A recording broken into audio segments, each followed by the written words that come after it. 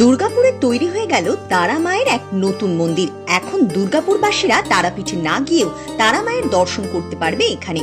সন্ধ্যা আরতি শুরু হতেই মন্দিরের ভিড় ঢলে পড়ল দেখার মতো। মন্দিরের পরিবেশ খুবই সুন্দর ও মনোরম, যা আপনার মনকে এক আলাদা রকমই শান্তি দেবে। মন্দিরের প্রবেশের মুখে রয়েছে দুটি হাতির স্ট্যাচু ও ঝর্ণা, যা মন্দিরের সৌন্দর্যকে আরো বেশি বৃদ্ধি করে তুলেছে।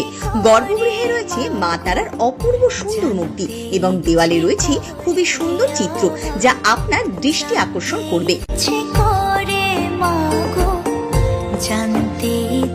পাশে রয়েছে রাধাকৃষ্ণ, রাম সীতা ও মহাদেবের মন্দির। ভক্তরা এখানে এসে খুবই খুশি হলেন যে তারা মায়ের এত সুন্দর মন্দির আমাদের দুর্গাপুরে হয়েছে।